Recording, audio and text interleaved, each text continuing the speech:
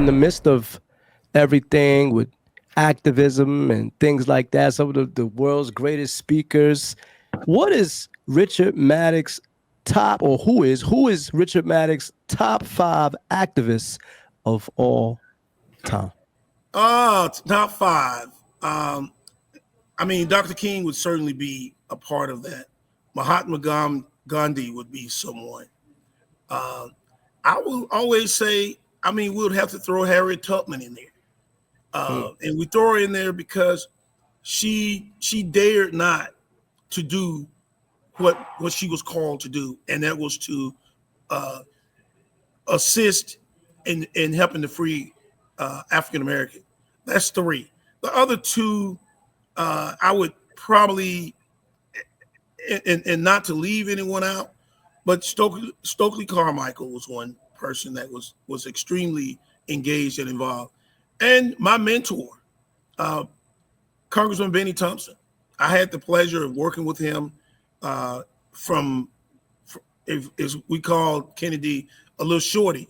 And when he got mm, elected to Congress, I he would tell people that I was one of his first hires in his office when he came to Congress, Congressman from Mississippi.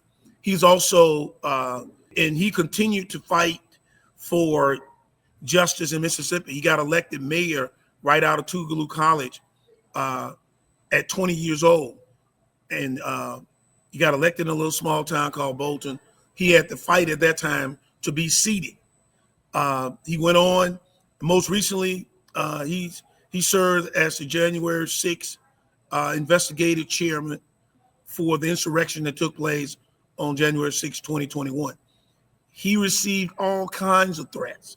He was mm, there on January 6th in the House chambers, on the House floor, when the insurrections came through.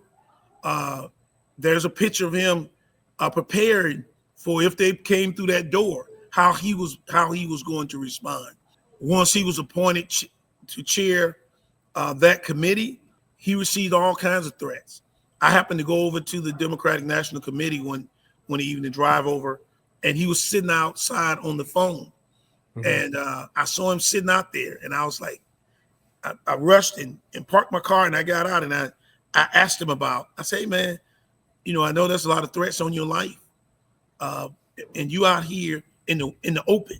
He was sitting on a seat in front of the Democratic National Committee, and so he's and I when I said that to him, he said to me, he said, a life that not worth dying for is a life that's not worth living.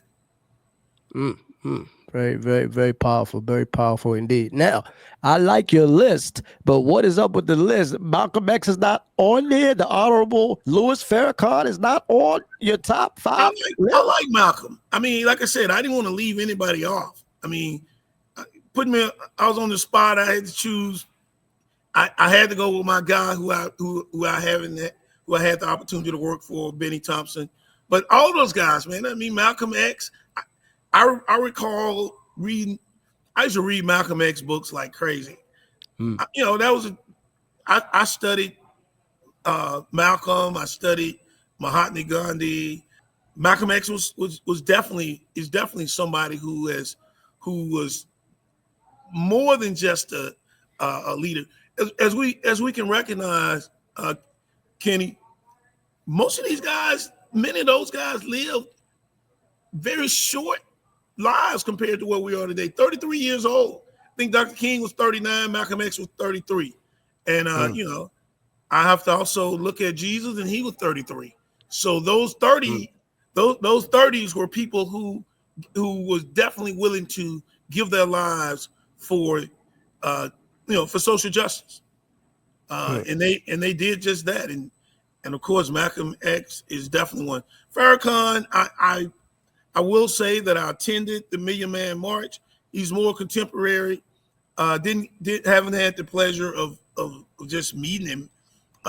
His work has been, very. He's done some very good work.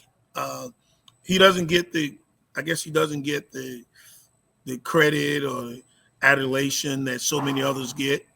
Uh, Many of them got them after they had passed.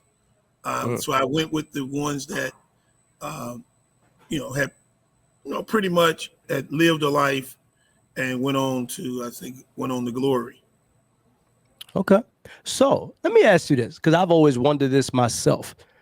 Barack Obama, in your opinion, obviously he was the first black president of the United States of America.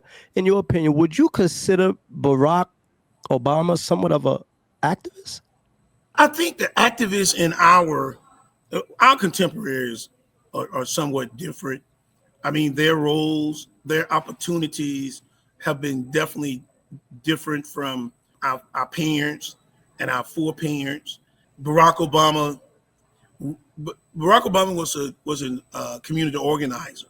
So Barack Obama put in the work to uh, organize his community. He continued to, even as president of the United States, Obama for America was an was an organized movement. His road to success was different.